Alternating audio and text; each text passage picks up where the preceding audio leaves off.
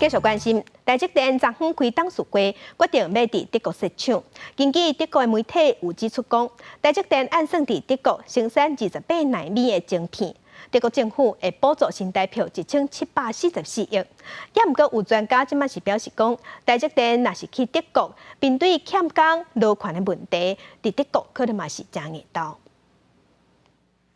台积电最近几年积极伫海外布局，根据德国商报指出，台积电董事会会伫七月开会，确定伫德国德勒斯登设厂。那德国政府会提供台币1744亿建厂补助，吸纳未来在当地呢这些车用半导体它的这个订单。那同时间，当然也对于当地能够呢形成相当的一个半导体的聚落，德国的政府也确定呢将会补贴这个将近有50%这样的一个水准。那我想这个对于台积电在这一次赴德国来设厂，那未来在整体的一个成本上也能够获得一个管控。观察台积电海外布局策略，德国厂有计生产28纳米，2027年量产，希望得到50亿欧元，超过1700亿台币。那美国亚利桑那州主攻4纳米等先进制程，顶日发出会宣布延1年，有计2025年量产，2个厂补助金额大约150亿美金。那日本上本厂以成熟制程为主，日本针对台积电上本一厂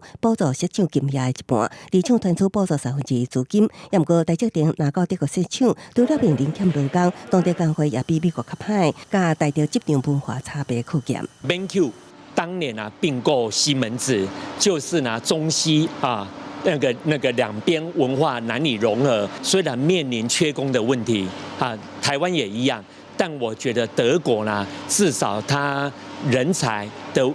严重性应该不会像美国那么严重。专家认为，按照以上经验，德国国会甲美国国会比，应该会全力支持台积电设厂，未像美国国会提出另外附加条件。也毋过台积电无论伫倒一个国家，想要复制台湾的成功经验，恐惊拢无简单。记者综合报道。